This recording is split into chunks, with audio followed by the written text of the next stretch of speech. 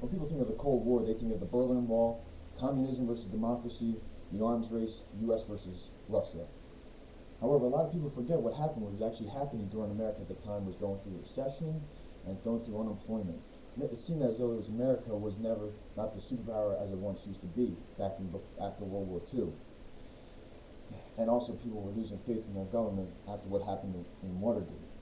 However, little people would have known how a hockey game would have changed the course of not only the Cold War, but also have changed the ideals of America. The Soviet Union back in the 1960s and 70s was known for three main things, and that was communism, space travel, and ice hockey. The Soviet Union dominated the world of ice hockey by winning all the gold medals since 1964, 1968, 1972, and 1976. And it seemed as though no doubt that the Soviet Union was actually going to win yet another gold medal. However, little what did people know is that Coach Herb Brooks, the coach for the U.S. Olympic hockey team, the new appointed coach, was throwing together his own recipe consisting of players from across the United States to represent the U.S. in the 1980 Winter Olympics. As portrayed in the movie Miracle, the motion picture Miracle made by Walt Disney Pictures, it said that there was a lot of players from Boston and Minnesota, and both those players really hated each other because of what happened back in the 1976 NCAA championships. They seemed bitter rivals. However, Coach Herb Brooks, through his method of coaching, said basically put all your differences aside and go out and don't represent your college, represent the United States as an Olympic hockey team.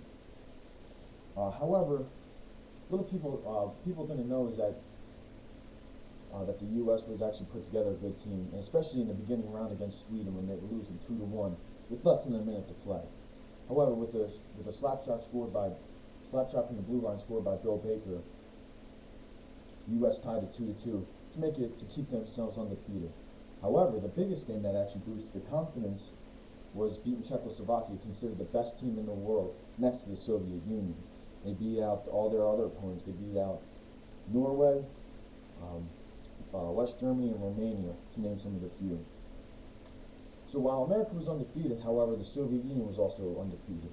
And to get to the gold medal round, the U.S. had to play the Soviet Union. Since the drop at the beginning of the first puck, it was a constant battle, back and forth. However, at the end of the first period, it seemed the score was 2-2. And something happened at the beginning of the second period. The Soviet coach pulled Vladislav Tretiak, considered the best goalie in the world. And that really boosted the confidence of all the American players, because here's the best goalie sitting on the world on the bench, and they're not up winning 10-3 or whatnot. And Vladislav Tretiak was also replaced by Vladimir Mishkin.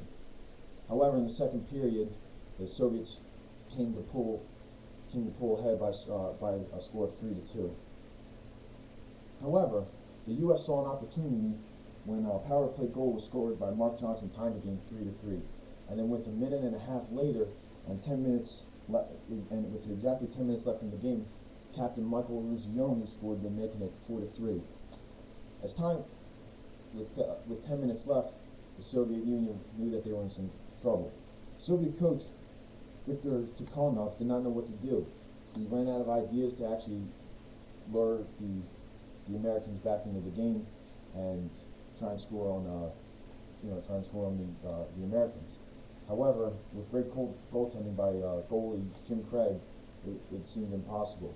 As time started to dwindle down, the Soviet players began to worry, and the U.S. players began to think that they were living a dream, because there was no one who ever actually beaten the Soviets in the Olympics.